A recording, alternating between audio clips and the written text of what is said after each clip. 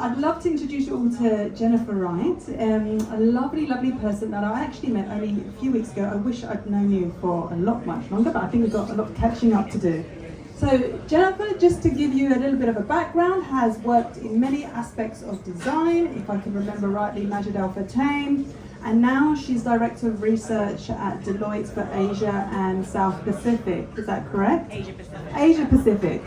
And her wonderful talk today is going to be something very interesting, maybe something that we've not experienced before here at the HCD events, AI and its connection to psychology and wellness. So, I'd like to welcome Jennifer onto the stage.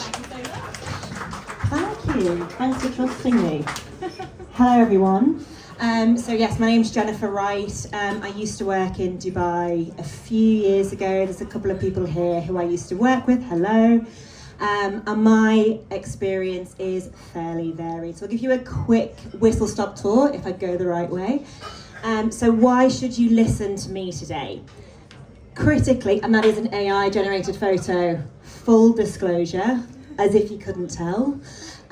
So this is part of a Deloitte project to see who notices, but we'll bypass that and maybe talk about it over a couple of drinks later. But I have over 15 years experience. I started out in public health. I then moved into mental health and social justice, and then went to the dark side, as they call it, into consulting. So I worked at Deloitte in the UK, and then moved over to Dubai in 2017 and was working consultancy side, worked for Majid Al Futtaim as well, largely focused on digital products and strategy. But now I'm working back at Deloitte, as you say, and I am running their research for Asia Pacific, specifically focusing on climate and sustainability and AI. Aside from that, I'm also retraining as a psychologist, just for fun, just to throw that in there. And I am extremely passionate about wellbeing. And these are the two buzzwords of the moment, I think. Nobody can stop talking about AI.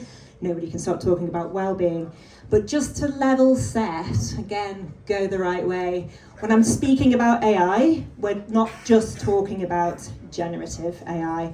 I know I'm preaching to the converted in this room, but I've taken this quote from the Oxford Dictionary, classic. And really today, when I'm talking about AI, we're talking about it holistically. So the theory and development of computer systems able to perform tasks that demand human intelligence. Extremely scary, but also a huge amount of opportunity there, as you all know.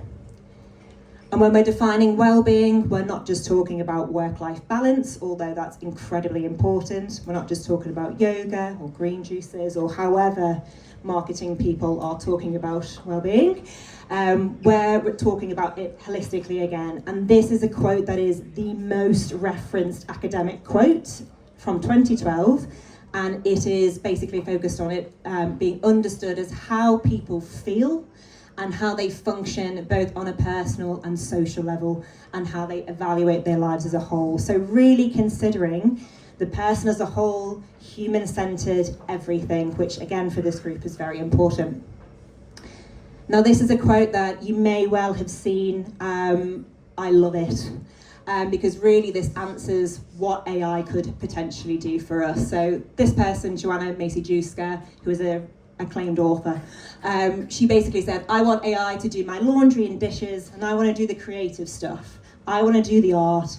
I want to do all the fun stuff. Now this is subjective, because for some people, the creative stuff might not be as fun, but critically, the objective of AI, from our point of view, is to enhance our well-being, to enhance our lives, and hopefully get us to a place where we can slow down and ideally become more human. A very idealistic state, but that's the kind of aim we want to get to.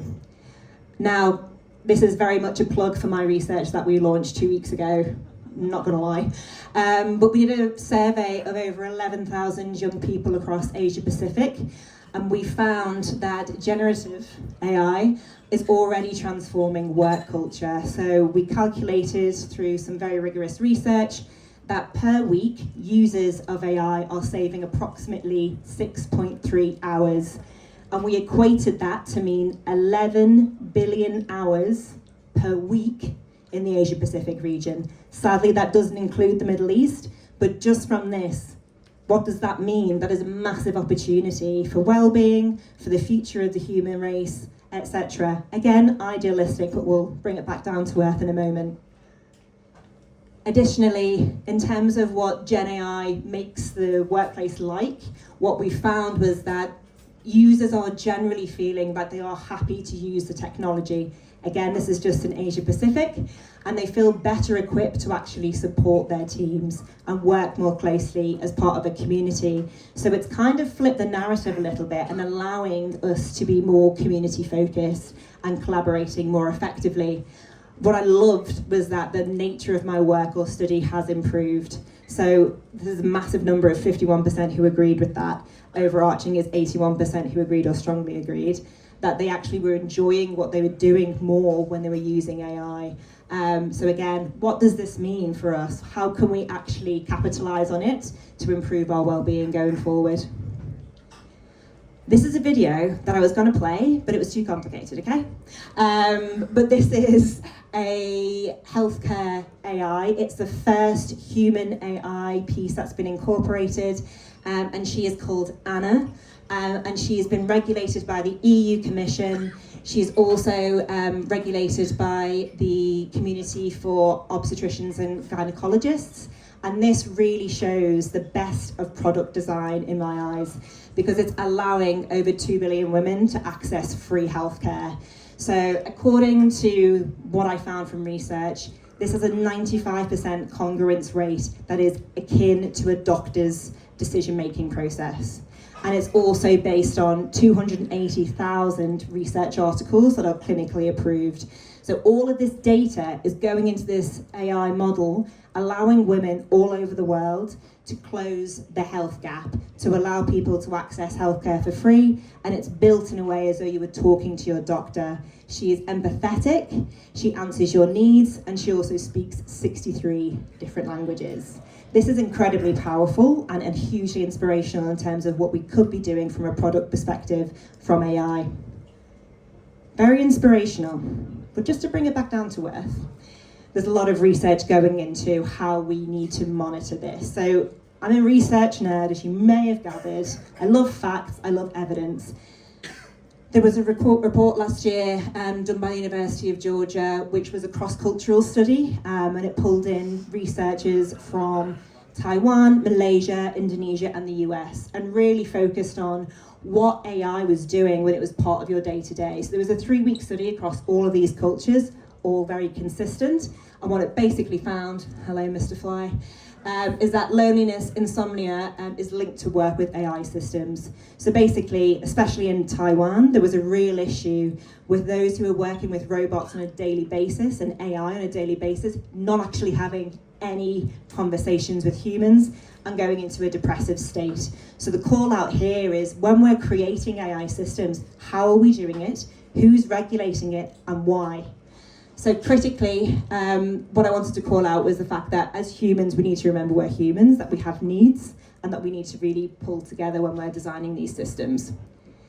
This is fascinating. So this is from the APA, the American Psychological Association. They run an annual study called Work in America, and basically found that in America, they're not loving AI. They actually, the key quote from this report was a loss of dignity when working with AI. A purposeful job was lost. So those who were kind of involved in all of this were really feeling as though they've been sidelined, as though they weren't important anymore. Additional to that, what came into this was the pressure of workloads. They found that managers were really pushing them to do more because AI was helping them to do more. So rather than actually relieving them of work, they were getting more work on top of it. Interestingly enough, in the UAE, we did a similar study, it's not the exact same, and found that 78% of our population is actually very, very big fans of AI. They see it as a force for good, but consistently there is a rallying cry for strong regulation that is built at pace. So policy development, really bringing together cross-sector leaders, bringing together governments to ensure that we're looking at this properly and are not just creating stuff for the hell of it. So hopefully that hasn't brought you too much on a downer. So my call to action to you who are designing products, who are thinking about incorporating AI, are as follows. So again, a lot of research into what we can do to ensure we're doing this better is really thinking about experience design incorporating social features. So human voice is one that's already being used. You get into your Tesla, you've got a lovely lady on the line. That is something that's actually genuinely very important so that you're not missing a human connection, but please consider that once you're designing. Additionally, employers have a huge role to play. So why are we going to the workplace? What is the purpose of work? And what is the future of work going to look like? Employers have a massive opportunity here to enhance people's livelihoods and also to consider how they're going to elevate their workforce in the future to get the best out of their people and to progress society as well. As I mentioned earlier, there is a critical need for collaboration across sectors, through government, through policymakers, something I'm extremely passionate about, and also psychologists. Bring psychologists into the conversation. Those of you who do human research, who have UX labs, consider how you can factor in psychologists to your conversations when you get to this point of building AI products. And then finally, we can't really see that, but the role of the workplace. So really thinking again about the space that you accompany. How are you building your offices? How are you enticing people to work more collaboratively together? And then I've just highlighted 4 people on the side who are really, really good to follow. Carl Benedict Frey, he's a professor at the University of Oxford and has been writing a lot about AI for an extremely long time. He writes about the Industrial Revolution, he's amazing. Louise Lambert, who I think you probably all know because she's a superstar and writes about positive psychology. Micah Steinbeck, so she's writing a lot about women's health and femtech and how AI can improve upon that.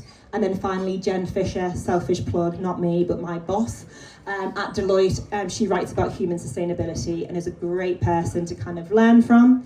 This is very much the tip of the iceberg. There's a lot we can talk about, but hopefully it's got you thinking about the possibilities, what we need to be considering, and the future of AI going forwards.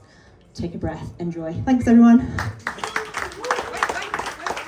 Oh, sorry, questions? 2 questions. Anybody dare to ask? There we go. Hello. Hold on, let's bring the mic quickly over to you. Yeah, thank you for that. I appreciate that the use of AI is giving people a lot more space, a lot more, which is in itself an opportunity to forge better connections with our colleagues and actually work on human technology. But there's also an assumption that people know how to develop and deepen those personal connections and how to take care of themselves and well-being. Yeah. So would that mean that previously fringe interventions, whether it be breath work or whether it be some kind of artistic intervention, would become more encouraged, normalized, and integrated into this technological progression where we can become more human through those ways of interacting? Connection seems to be the deficit here. Yeah, Increasingly. 100% agree. What a great question. That was a wonderful question and 100% agree. And the reason why I say bring psychologists into your workplace, bring psychologists into your research practice when you're looking at UX, etc., because they'll bring that knowledge and understanding as to what we're missing, what you could put into place, because connection is critical and absolutely we're at a deficit, particularly post-COVID. So 100% agree, in an ideal world, that's where we would get to. It's all about bringing your employer, your manager, your business, whatever it is, on that journey, 100%. But thank you for that question, really good. Anybody else? Hello, go for it.